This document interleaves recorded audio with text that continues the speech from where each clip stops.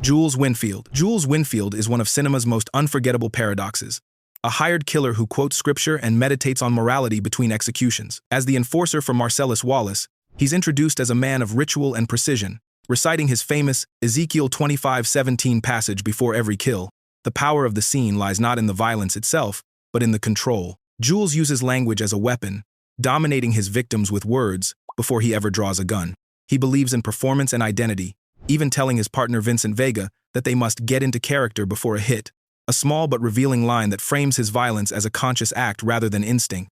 Beneath the surface is a man who's tired of his own reflection, a professional who begins to question whether the path of the righteous man still exists in a world ruled by chaos. What makes Jules stand apart from other gangsters isn't his cruelty, it's his awakening. His transformation begins after what he calls divine intervention, when a gunman unloads 6 bullets at him from point-blank range and misses every shot. The event shakes his belief in coincidence. He starts to view it as a message that his life of vengeance and domination is coming to an end. Later in the diner standoff with the 2 robbers known as Pumpkin and Honey Bunny, we see the full arc of his evolution. Instead of executing them, Jules delivers one of the most quietly powerful speeches in movie history, explaining that he's trying real hard to be the shepherd. The hitman who once used scripture as theater now uses it as philosophy, not to justify death, but to explain redemption. Behind the scenes, Samuel L. Jackson's path to embodying Jules was as volatile as the character himself. The role was initially written for Laurence Fishburne, who turned it down, claiming the film glorified heroin use. Jackson nearly lost the part after an uninspired early audition. Days later, he returned to Los Angeles furious, sleep-deprived, and clutching a fast food burger. That anger became the spark that sealed his fate. He devoured the burger mid-read, unleashed his lines with terrifying intensity, and silenced the room.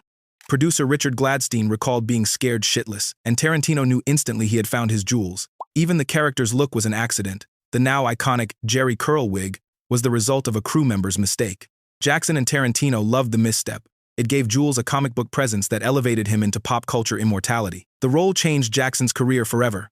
Before Pulp Fiction, he was a respected supporting actor. After it, he was a cinematic force. His wallet, his swagger, his biblical monologues, all became legend. Nino Brown. Nino Brown redefined what a black gangster could be on screen. Not just a street hustler, but a businessman in a 3-piece suit who ruled his empire like a Fortune 500 CEO. Set against the crack epidemic of the late 1980s, New Jack City captured a generation's moral collapse through Nino's rise and fall. Wesley Snipes plays him as a brilliant strategist with no conscience, a man who transforms the Carter apartment complex into a self-contained drug fortress. Every addict and resident becomes part of his operation, some willingly, others by force. His empire isn't chaos. It's organized, hierarchical, and terrifyingly efficient. He preaches loyalty with corporate slogans like, "Am I my brother's keeper?" but betrays that same brotherhood by killing his childhood friend G Money when jealousy threatens the brand. Nino Brown's genius lies in his ability to merge capitalism with crime, turning the American dream into a weapon. Wesley Snipes built Nino with a magnetic confidence that forced audiences into an uncomfortable position. They couldn't help but admire him even as he destroyed lives. His presence was theatrical yet chillingly real, embodying both charm and menace. The film's director, Mario Van Peebles, describes Snipes' energy on set as like watching a cobra in a suit. Snipes didn't play Nino as a caricature. He played him as a man who believed he was doing what America had already taught him: build wealth, dominate competitors, and show no mercy. It was this psychological truth that made the performance so unsettling. Nino wasn't born a monster. He was molded by a system that rewarded exploitation. The movie's release in March of 1991 was explosive, literally and figuratively. Across the country, fights and shootings broke out in theaters, with at least 1 death in New York. The chaos led news outlets to accuse the film of inciting violence, igniting a national conversation about whether New Jack City glorified the very culture it depicted. Van Peebles insisted it was a cautionary tale, not a celebration. Yet the line between the two blurred because Snipes made Nino too compelling to hate. The film arrived just days after the Rodney King beating, further intensifying the public debate about race, power, and rage in America's streets. Snipes' portrayal turned him into a star overnight, winning him the NAACP Image Award for Outstanding Lead Actor, and cementing Nino Brown as an icon of early 90s cinema. The film's dialogue became part of hip-hop's DNA. Lines like, "Sit your $5 ass down before I make change," echo through rap lyrics to this day. Snipes has since refused all offers to reprise the role, saying he has no interest in revisiting a story that glamorized drug culture. That decision speaks to the film's lasting paradox. New Jack City condemned Nino's world even as it made him unforgettable. Ghost. James Ghost St. Patrick stands at the intersection of ambition and self-destruction, a man torn between 2 versions of the American dream. To the world, he is the elegant owner of truth, an upscale New York nightclub, but beneath that polished exterior lies Ghost, a meticulous and ruthless drug kingpin who built his fortune on cocaine distribution. His defining conflict is psychological. He wants out of the game but can't escape the thrill of power that comes with it. He spends the entire series straddling two worlds, the legitimate businessman who wears tailored suits by day and the shadowy empire builder who runs the streets by night. Every decision Ghost makes is driven by control over his business, his image, his family, and even his destiny. But his fatal flaw is that he confuses control with freedom. The tighter he tries to hold everything together, the more it slips away. Omari Hardwick's performance gave Ghost a depth rarely seen in television crime drama. Before Power, Hardwick was known mostly for supporting roles, but this part turned him into the face of Starz' most-watched show. To prepare for a prison storyline, he went to real penitentiaries, spending nights in isolation to absorb the claustrophobia and tension of incarceration. He later described the experience as emotionally brutal, but essential to understanding the weight of Ghost's dual existence. On set, Hardwick would sometimes isolate himself from the rest of the cast, mirroring the emotional walls his character built. His portrayal balanced menace with melancholy. Ghost wasn't a thug who stumbled into power, but a strategist who believed intelligence could outpace morality. That quiet intelligence, combined with Hardwick's restrained intensity, made Ghost as compelling as any mob boss of prestige television. Behind the show's smooth production lay its share of chaos. A notorious plot twist, where Kanan kills his cousin Jukebox, wasn't planned. It was a last-minute rewrite because the actress wanted to leave the show. Such spontaneous changes added unpredictability that mirrored the volatility of Ghost's own life. Meanwhile, fans debated endlessly whether Ghost was truly trying to reform or simply manipulating everyone to maintain his empire. Some saw him as a visionary trapped by circumstance. Others bluntly called him a piece of shit person who never wanted redemption. That ambiguity is what gave Power its energy. Culturally, the show became an event. 75% of its audience was black, making it a rare prestige drama that reflected its viewers' reality and aspirations. Every Sunday night became a ritual. Group viewings, social media debates, and memes turned Ghost's every move into a conversation about morality and survival. Critics have called Power a modern echo of blaxploitation, stylish, unapologetic, and centered on complex black characters with agency. Showrunner Courtney A. Kemp once described Ghost as a hero for the post-Obama era, a black man who achieved everything the system told him was impossible, only to learn that success doesn't erase sin. Omar Little exists outside every rule that defines the world of The Wire. In the sprawling web of Baltimore's drug economy, where loyalty is fluid and morality is compromised, Omar stands alone, a shotgun-toting outlaw who robs drug dealers and lives by a code that no one else dares to follow. He doesn't harm civilians, doesn't work on Sundays, and always announces his arrival with a chilling whistle of the farmer in the dell. To the city's corner boys, he's both myth and nightmare. To the audience, he's the embodiment of integrity in a world without it. When he strides down a block and dealers scatter yelling, "Omar comin'!" the moment captures something rare in television. Fear not of chaos, but of justice in its rawest form. Michael K. Williams transformed Omar into a cultural archetype. He played him with a mix of tenderness and terror. His soft-spoken demeanor and scarred face gave the impression of a man who had seen too much and survived through sheer will. Williams based much of Omar's presence on figures he knew growing up in Brooklyn's East Flatbush, men who were dangerous but oddly principled. Yet his portrayal went deeper than imitation. Omar was openly gay in a hyper-masculine, violently homophobic environment, and Williams didn't downplay that aspect. Instead, he made it a weapon of power.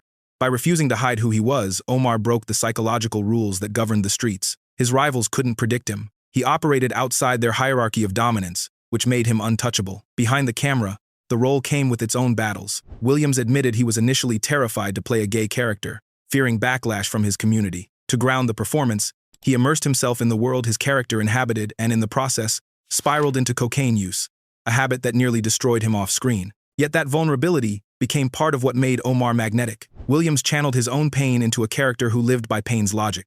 His authenticity resonated so powerfully that when then-presidential candidate Barack Obama was asked about his favorite TV character, he answered, Omar Little. The series creators treated Omar's code as sacred text. He never cursed, never killed without reason, and never betrayed his principles. His courtroom testimony, where he compares himself to a lawyer, "I got the shotgun, you got the briefcase, it's all in the game," distills The Wire's entire moral philosophy into one line. And yet Omar's death was deliberately stripped of grandeur. Shot in the head by a child named Kennard in a corner store, his ending was meant to be brutally anticlimactic. Viewers were outraged, but that was the point. In Baltimore's game, reputation means nothing. Death doesn't honor legend. Even the coroner mislabels his body, another insult to a man who lived by his own name, Doughboy. Darren Doughboy Baker is the wounded soul of Boys in the Hood, the embodiment of a generation trapped by circumstance, rage, and neglect. He is a product of South Central Los Angeles in the early 1990s. A young man hardened by the streets, yet still craving validation from a world that's forgotten him. From the opening scenes, Doughboy stands in stark contrast to his half-brother Ricky, the football prodigy and family favorite. Their mother's open favoritism carves an emotional divide that shapes Doughboy's defiance. When we first meet him as a kid, he's being hauled off by the police, a haunting prelude to the cycle of incarceration that defines his life. By the time he's released from juvenile detention, his humor has turned bitter and his loyalty razor-sharp.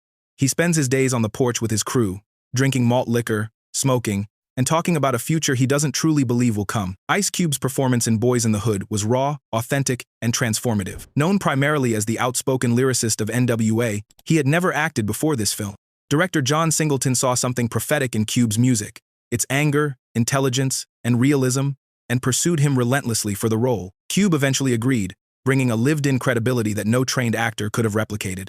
His transition from rapper to actor was seamless. His body language, facial expressions, and tone captured the duality of Doughboy, a man who wears toughness like armor but bleeds empathy beneath it. Singleton often let Cube improvise on set, encouraging him to speak the way people actually talked on the block. That decision gave the film its rhythm and helped ground it in the everyday language of South Central life. The film's release in 1991 was explosive. On opening weekend, violence broke out in theaters across the country. More than 30 people were injured and 2 were killed. Singleton was forced to defend his work against accusations that it encouraged violence, a charge he dismissed as artistic racism, arguing that white filmmakers who depicted crime were never blamed for real-world behavior. The controversy only intensified the film's visibility, propelling it into the cultural spotlight and making it one of the most important pieces of black cinema ever made. A small but symbolic moment near the end defines Doughboy's quiet humanity. After his brother Ricky is gunned down in a senseless drive-by, Doughboy avenges him but gains no peace. Standing on his porch at dawn, he pours out his malt liquor, a gesture that Ice Cube himself added on the spot to signal the end of his endorsement deal with St. Ides. The act feels like mourning and protest all at once. Doughboy knows he's next. His final words to Trey, "They either don't know, don't show, or don't care about what's going on in the hood," are a eulogy for every lost life in America's forgotten neighborhoods. The film closes with text revealing his death 2 weeks later, killed just as Ricky was. That quiet epilogue hits harder than any gunshot. It reminds us that Doughboy's tragedy isn't his violence. It's that the system never gave him a choice. Tommy Buns Bundy. Tommy Buns Bundy lives entirely in darkness, both literal and moral. In Belly, he's the reckless counterpart to Nas's introspective Sincere, a man who thrives on chaos and refuses to imagine a life beyond the next score. Every frame that contains Buns feels like it's shot in shadow. Hype Williams designed him to embody the underworld's gravity, the black hole that swallows anyone chasing fast money.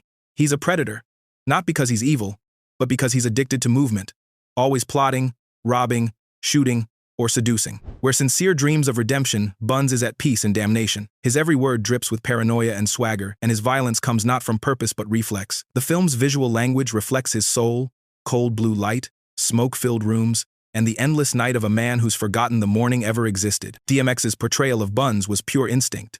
At the time of filming, he wasn't yet a household name. His debut album hadn't even been released. Hype Williams, best known for his groundbreaking music videos, took an enormous risk casting an unproven rapper in a leading role, choosing raw energy over polish. Industry insiders mocked the decision, claiming he should have hired Jay-Z or a more established performer. Williams ignored them, saying DMX carried a dangerous authenticity that couldn't be taught. He was right. DMX didn't act Buns, he was Buns. His growl, his eyes, his volatility, they all came from lived experience. He'd grown up amid the same violence and hunger the film depicted, and that truth radiated through every line. His presence made the character frighteningly real, a man consumed by his own impulses yet too charismatic to look away from. The production itself was a battlefield. Williams's obsession with aesthetics drained much of the budget on the film's dazzling opening sequence, a slow-motion nightclub robbery bathed in ultraviolet light that became instantly iconic. The rest of the shoot descended into creative clashes and rewrites, with scenes improvised and continuity ignored. Critics savaged the finished film, calling it incoherent and morally hollow. Magic Johnson's theater chain even banned it for its depiction of black men and women, labeling it destructive. Yet audiences saw something else. On VHS and cable, Belly became a cult phenomenon, a time capsule of late 90s hip-hop culture and the first major film to make black skin glow like art. For DMX, the movie became his launchpad. Within months of its release, his debut album went multi-platinum, and Hollywood began to see him as more than a rapper. He later starred in Romeo Must Die and Cradle to the Grave, but Belly remains his most haunting role, a portrait of wasted potential framed in neon. In the film's final act, as Buns contemplates assassinating a preacher on New Year's Eve, he experiences a rare flicker of conscience. The man who lived by impulse finally hesitates, whispering, "I can't do this. It's not redemption, it's awakening." O-Dog. O-Dog is the embodiment of unfiltered rage, a live wire of youth, violence, and nihilism. In Menace to Society, he represents the end of a generation that has stopped believing in consequence. The film opens with a jarring statement of character. A liquor store clerk questions his attitude, and O-Dog responds by calmly shooting him in the face, then murdering the clerk's wife. He steals the surveillance tape and later screens it for his friends as if it's entertainment. That moment defines him completely. He is both the perpetrator and the audience of his own chaos. Described by his best friend Kane as America's nightmare, young, black, and didn't give a fuck, O-Dog is a sociopath shaped by neglect, systemic poverty, and an environment where violence is the only language that commands respect. He's charming, funny, and terrifying all at once. A walking contradiction that forces the viewer to confront how numb society has become to its own cruelty. Larenz Tate's performance as O-Dog is a masterclass in controlled insanity. Only 20 years old at the time, Tate brought to the role a blend of charisma and unpredictability that made every scene feel electric. The Hughes brothers, who directed the film, had initially seen him as too clean-cut, but Tate transformed himself completely.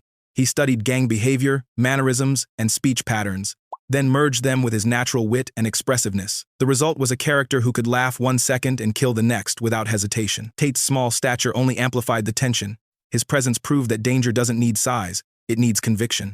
That mix of youthful energy and moral emptiness made O-Dog instantly unforgettable and helped the film achieve cult status. Menace to Society, released in 1993, arrived in the cultural aftermath of Boys in the Hood but carried none of its optimism. Where John Singleton's film suggested hope through guidance and fatherhood, the Hughes brothers offered no escape route.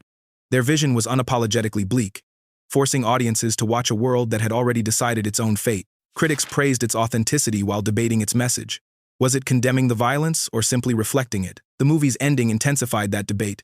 Kane, who tries to change, is gunned down in a drive-by while O-Dog survives without a scratch. The scene serves as a brutal thesis. Morality offers no armor in a world without justice. Behind the scenes, Menace to Society was as turbulent as its story. Rapper MC8, who played AWACS, described the set as tense and real, with several actors coming from the same neighborhoods being portrayed. Yet, out of that tension came truth. O-Dog's swagger, slang, and ruthlessness felt frighteningly genuine because it came from observation, not imagination. Larenz Tate has said the role followed him for years, typecasting him as the street guy, but he also acknowledged that O-Dog opened Hollywood's eyes to his talent.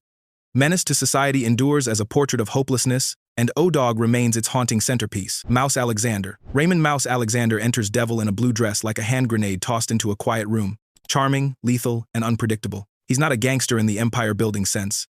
He's a man who kills first and explains later. Mouse is the childhood friend of Ezekiel Easy Rawlins, the reluctant detective played by Denzel Washington, and he functions as both ally and mirror. Where Easy wants to navigate the racist power structures of 1940s Los Angeles with reason and restraint, Mouse embodies the violence those systems create. He's the part of Easy that acts without fear, hesitation, or morality, a walking reminder that survival sometimes requires ruthlessness. Every moment Mouse is on screen vibrates with danger. He's the friend you love but never fully trust, because his loyalty can turn lethal in an instant. Don Cheadle's portrayal of Mouse remains one of the most magnetic supporting performances of the 1990s. Before this film, Cheadle was a respected character actor, but this role made him a star. Ironically, he almost didn't get the part. Director Carl Franklin initially refused to audition him, believing he was too young and not intimidating enough. Cheadle persisted, eventually securing a reading opposite Denzel Washington where his chemistry and quiet menace changed Franklin's mind on the spot. Determined to make Mouse believable, Cheadle spent time in Houston, Mouse's hometown, meeting men who had lived through that era. They weren't movie gangsters. They were street philosophers with strict codes of honor. From them, he learned that violence in that world wasn't random. It was a form of language. Cheadle brought that insight to the screen. Every time Mouse pulls the trigger, it feels less like rage and more like punctuation. The result is astonishing.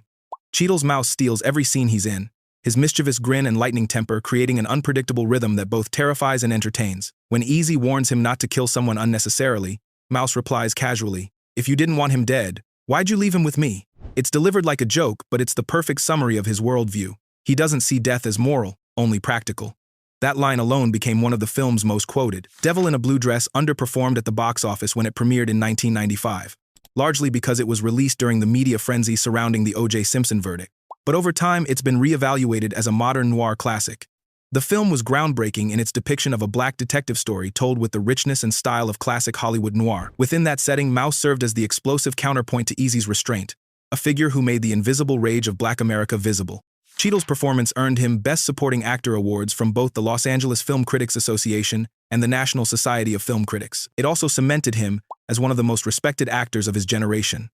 Mouse Alexander may only occupy a fraction of the film's runtime, but his presence lingers long after the credits. Priest. Youngblood Priest is the original blueprint for the cool, calculating black anti-hero.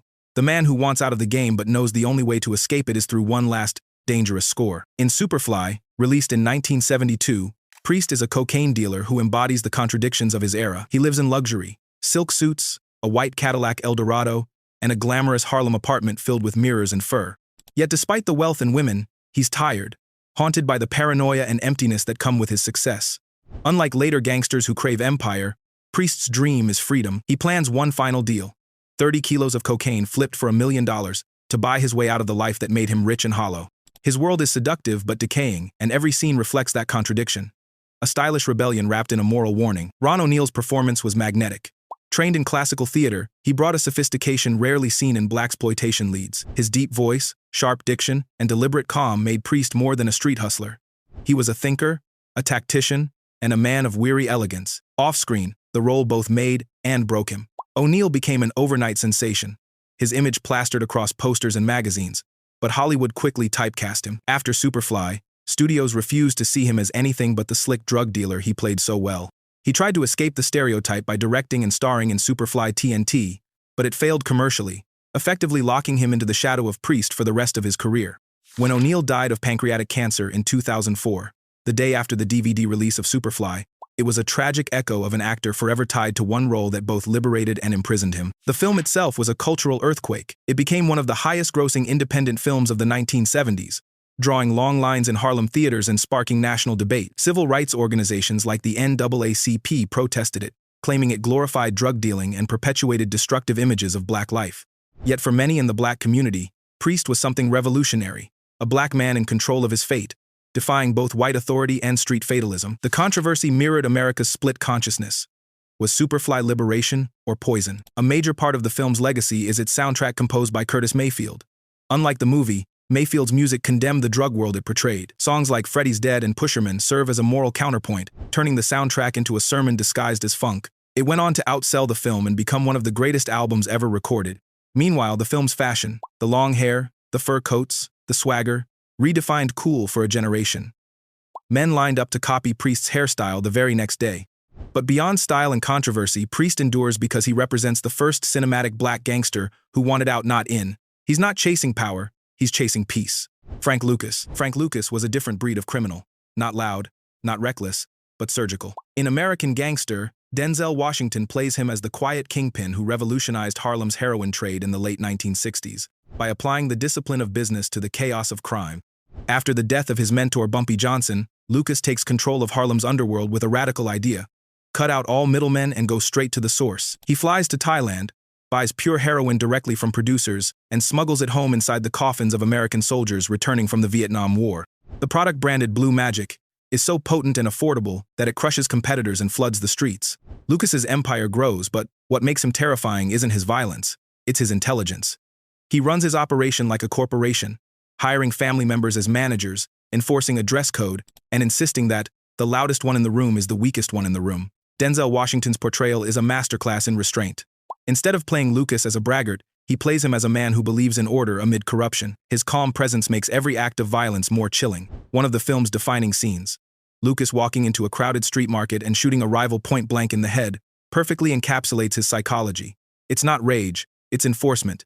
He commits murder as if signing a contract, then calmly returns to breakfast. That single act also breaks his own rule of anonymity, marking the beginning of his downfall. Washington approached the role with precision. He studied the real Frank Lucas, who served as a consultant on the film, and was struck by how composed he was.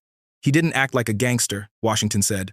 He acted like a businessman who happened to be in a bad business. The actor's ability to merge charisma with menace gave the character moral ambiguity. Lucas is ruthless, but he's also disciplined, intelligent, and loyal to his family. Those qualities made him a folk hero in some circles, even though his business destroyed countless lives. Behind the camera, American Gangster carried its own controversies. The real Frank Lucas admitted that much of the film was dramatized for effect, claiming only a small part was true. In reality, he exaggerated his wealth and influence, while the film inflated his impact on law enforcement.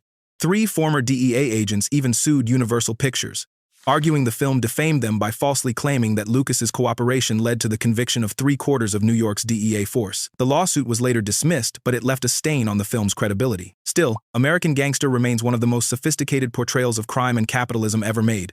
It strips away the flamboyance of the traditional gangster and replaces it with the cold logic of business ethics. During production in Thailand, some extras were reportedly men who had actually worked in Lucas's real-life heroin network, a haunting reflection of art mirroring reality. Denzel Washington's Frank Lucas doesn't seek redemption. He seeks legacy. But in trying to legitimize his empire, he proves a timeless truth. Discipline without conscience only delays destruction. If you enjoyed this video about these iconic characters, you're going to love the one on your screen, so go check it out now.